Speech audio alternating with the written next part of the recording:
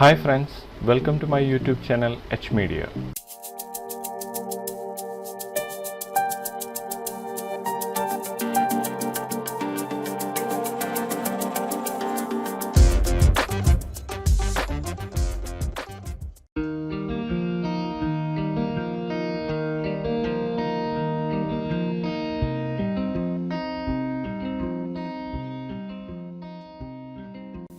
ഈ വീഡിയോയിലൂടെ Photoshop ഫിൽട്ടറായ vanishing പോയിന്റിനെ കുറിച്ചാണ് പറയാൻ പോകുന്നത്.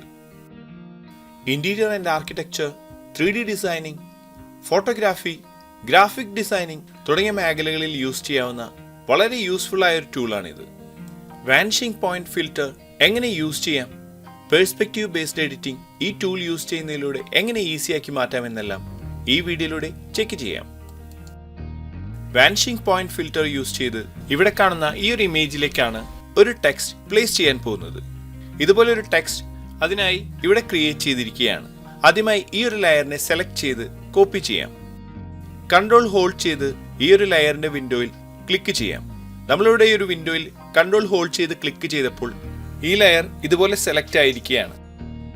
ഇനി കൺട്രോൾ C പ്രസ് ചെയ്തുകൊണ്ട് നമ്മൾ ഈ ഒരു ലെയറിനെ കോപ്പി ചെയ്യുകയാണ്.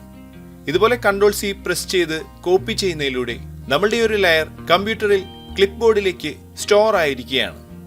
ഇനി ഒരു ടെക്സ്റ്റ് പ്ലേസ് ചെയ്യുന്നതിനായി ഈ ഒരു സ്ട്രീറ്റ് ഇമേജ് ക്ലിക്ക് ചെയ്ത് സെലക്ട് ചെയ്യാം. ഈ ഒരു റോഡിലാണ് നമ്മൾ ആ ഒരു ടെക്സ്റ്റ് പ്ലേസ് ചെയ്യാൻ പോകുന്നത്. വാനിഷിംഗ് പോയിന്റ് ഫിൽറ്ററിൽ നിന്നും ക്ലിക്ക് ചെയ്ത് ആക്സസ് ചെയ്യുന്നതിന് മുന്നേ ഒരു ലെയർ നമ്മൾ ക്രിയേറ്റ് ചെയ്യേണ്ടതാണ്. ഇവിടെ കാണുന്ന ഈ ഒരു ലെയർ വിൻഡോയിൽ ഈ ഒരു പ്ലസ് ഐക്കണിൽ ക്ലിക്ക് ചെയ്തുകൊണ്ടോ ഷിഫ്റ്റ് കൺട്രോൾ N എന്ന ഷോർട്ട് കീ യൂസ് ചെയ്തുകൊണ്ടോ ഒരു പുതിയ ലെയർ നമുക്ക് ക്രിയേറ്റ് ചെയ്യാവുന്നതാണ്. നമ്മൾ ഇതുപോലെ ഒരു ലെയർ ഇവിടെ ക്രിയേറ്റ് ചെയ്തിരിക്കുകയാണ്. ഇനി വാനിഷിംഗ് പോയിന്റ് എന്ന ഫിൽറ്റർ ആക്സസ് ചെയ്യുന്നതിനായി ഫോട്ടോഷോപ്പിന്റെ ഫിൽറ്റർ എന്ന മെനുവിൽ ക്ലിക്ക് ചെയ്യാം. ഇവിടെ വാനിഷിംഗ് പോയിന്റ് എന്ന ഈ ഒരു ടൂൾ ഇവിടെ കാണാവുന്നതാണ്. ഓൾട്ട് കൺട്രോൾ V എന്ന ഷോർട്ട് കീ യൂസ് ചെയ്തുകൊണ്ടോ ഈ ഒരു ഫിൽറ്ററിൽ നിന്നും ഇവിടെ ക്ലിക്ക് ചെയ്തുകൊണ്ടോ ഈ ഒരു ടൂൾ നമുക്ക് ആക്സസ് ചെയ്യാവുന്നതാണ്. ഞാൻ ഈ ഒരു ടൂൾ ഇവിടെ ക്ലിക്ക് ചെയ്ത് ആക്സസ് ചെയ്തിരിക്കുകയാണ്. നമുക്കിവിടെ വാനിഷിംഗ് പോയിന്റ് എന്ന ഈ ഒരു വിൻഡോ ഇവിടെ ലഭിച്ചിരിക്കുകയാണ്. ഇതിൽ ക്രിയേറ്റ് പ്ലെയിൻ എന്ന ഈ ഒരു ടൂൾ നമുക്കിതിൽ കാണാവുന്നതാണ്. ഈ ടൂൾ യൂസ് ചെയ്തുകൊണ്ടാണ് നമ്മൾ കോപ്പി ചെയ്ത ലെയറിനെ പ്ലേസ് ചെയ്യാൻ പോകുന്നത്. നമുക്കിവിടെ ക്ലിക്ക് ചെയ്ത് ഈ ഒരു പ്ലെയിൻ സെലക്ട് ചെയ്യാം. ഇനി എവിടെയാണ് നമുക്ക് ടെക്സ്റ്റിനെ പ്ലേസ് ചെയ്യേണ്ടതെങ്കിൽ ആ ഒരു ഏരിയയിൽ നമുക്ക് ഈ ഒരു പ്ലെയിൻ ക്ലിക്ക് ചെയ്തുകൊണ്ട് ക്രിയേറ്റ് ചെയ്യാം. ഒരു ക്ലിക്ക് ചെയ്ത് നമ്മൾ ഈ ഒരു പ്ലെയിനിന്റെ ക്രിയേഷൻ ഇവിടെ സ്റ്റാർട്ട് ചെയ്തിരിക്കുകയാണ്. ഈ റോഡിലെ ഈ ഒരു പെർസ്പെക്റ്റീവ് ലൈൻസിനെ മാച്ച് ചെയ്തുകൊണ്ടാണ് നമ്മൾ ഈ ഒരു പ്ലെയിൻ ഇതിൽ ക്രിയേറ്റ് ചെയ്യുന്നത്. ഇനി ഈ ഒരു നാലാമത്തെ പോയിന്റ് നമ്മൾ ഈ ഒരു പെർസ്പെക്റ്റീവിനെ മാച്ച് ചെയ്ത് ക്ലിക്ക് ചെയ്ത് സെലക്ട് ചെയ്യുമ്പോൾ ഈ ഒരു പ്ലെയിനിന്റെ ക്രിയേഷൻ ഇവിടെ കംപ്ലീറ്റ് ആയതായി നമുക്ക് കാണാവുന്നതാണ്. നമ്മൾ ഈ ഒരു പ്ലെയിൻ ഇവിടെ ക്രിയേറ്റ് ചെയ്തപ്പോൾ ഇതുപോലെ റെഡ് കളറാണ് ഇവിടെ കാണുന്നത്. റെഡ്, യെല്ലോ തുടങ്ങിയ കളറുകളിലാണ് നമ്മൾ ക്രിയേറ്റ് ചെയ്ത പ്ലെയിൻ ക്രിയേറ്റ് ആകുന്നതെങ്കിൽ ഇമേജസിനെ കറക്റ്റായി പ്ലേസ് ചെയ്യുന്നതിനായി ആ ഒരു പ്ലെയിൻ അഡ്ജസ്റ്റ് ചെയ്ത് ബ്ലൂ കളറിലേക്ക് ചേഞ്ച് ചെയ്യേണ്ടതാണ്. ഈ ഒരു പോയിന്റിൽ ചെറുതായി ക്ലിക്ക് ചെയ്ത് അഡ്ജസ്റ്റ് ചെയ്തപ്പോൾ നമുക്കിവിടെ ഒരു ബ്ലൂ കളർ ഗ്രിഡ് ലഭിച്ചിരിക്കുകയാണ്. നമുക്ക് ആവശ്യമുള്ള രീതിയിൽ ഈ ഗ്രിഡിനെ ഇതുപോലെ അഡ്ജസ്റ്റ് ചെയ്യാവുന്നതാണ്. ഈ ഒരു പ്ലെയിനിനെ അഡ്ജസ്റ്റ് ചെയ്ത ശേഷം നേരത്തെ നമ്മൾ കോപ്പി ചെയ്ത ആ ഒരു ഇമേജ് കൺട്രോൾ V പ്രസ് ചെയ്തുകൊണ്ട് ഈ ഒരു വാനിഷിംഗ് പോയിന്റ് വിൻഡോയിലേക്ക് പേസ്റ്റ് ചെയ്യാവുന്നതാണ്. ഇവിടെ നമ്മൾ സെലക്ട് ചെയ്ത ആ ഒരു ടെക്സ്റ്റ് ബാക്ക്ഗ്രൗണ്ട് ഇല്ലാതെ ഇതുപോലെ നമുക്ക് ഇവിടെ ലഭിച്ചിരിക്കുകയാണ്. ഈ ഒരു ലെയറിനെ കൺട്രോൾ T പ്രസ് ചെയ്ത് നമുക്ക് ആവശ്യമുള്ള സൈസിലേക്ക് ഇവിടെ നിന്നും സ്കെയിൽ ചെയ്തുകൊണ്ട് സെറ്റ് ചെയ്യാവുന്നതാണ്. നമുക്ക് ആവശ്യമുള്ള സൈസിലേക്ക് ഇതുപോലെ അഡ്ജസ്റ്റ് ചെയ്ത ശേഷം ഇനി ഇതിനെ മൂവ് ചെയ്ത് നമ്മൾ ക്രിയേറ്റ് ചെയ്ത പ്ലെയിനിലേക്ക് ഡ്രാഗ് ചെയ്ത് പ്ലേസ് ചെയ്യാവുന്നതാണ്. നമ്മൾ സെലക്ട് ചെയ്ത് കോപ്പി ചെയ്ത് കൊണ്ടുവന്ന ആ ഒരു ടെക്സ്റ്റ് ഇവിടെ പ്ലേസ് ആയതായി കാണാവുന്നതാണ്.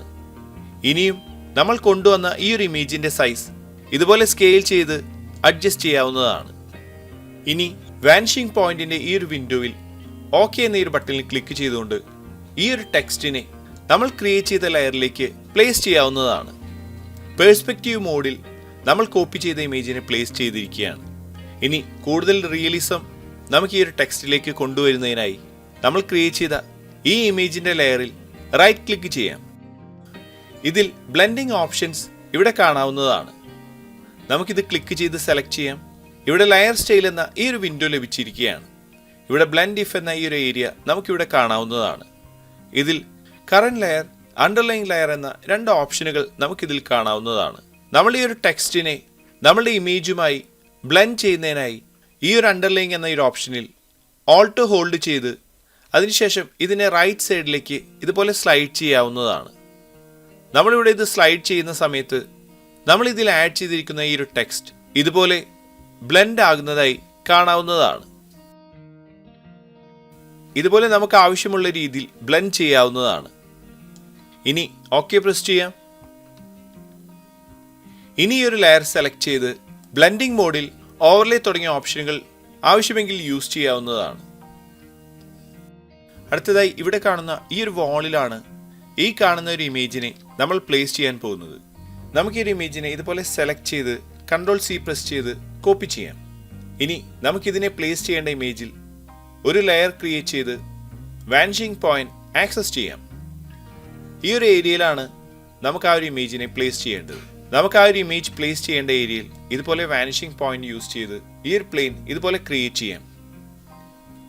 ഇനി Ctrl+V പ്രസ് ചെയ്യാം. ഈ ഒരു ഇമേജിനെ ഇതുപോലെ നമുക്കിവിടെ ലഭിച്ചിരിക്കുകയാണ്. ഇനി Ctrl+T പ്രസ് ചെയ്ത് നമുക്ക് ആവശ്യമുള്ള സൈസിൽ ഈ ഒരു ഇമേജിനെ സ്കെയിൽ ചെയ്ത് ഇതുപോലെ സെറ്റ് ചെയ്യാവുന്നതാണ്. ഇനി ഇതിനെ മൂവ് ചെയ്ത് ഇതുപോലെ നമുക്ക് ആവശ്യമുള്ള രീതിയിൽ ഈ ഇമേജിനെ ഇതിൽ പ്ലേസ് ചെയ്യാവുന്നതാണ്. നമ്മൾ ഈ ഒരു ഇമേജിനെ പ്ലേസ് ചെയ്തിരിക്കുകയാണ്. ഇനി ഓക്കെ പ്രസ് ചെയ്യാം.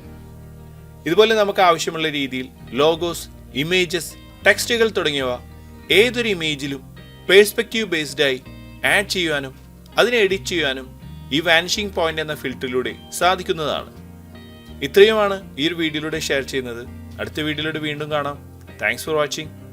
അപ്ലോഡ് ചെയ്യുന്ന പുതിയ വീഡിയോകൾ നിങ്ങളിലേക്ക് എത്താനായി സബ്സ്ക്രൈബ് ചെയ്ത് ബെൽ ഐക്കൺ എനേബിൾ ചെയ്യുക.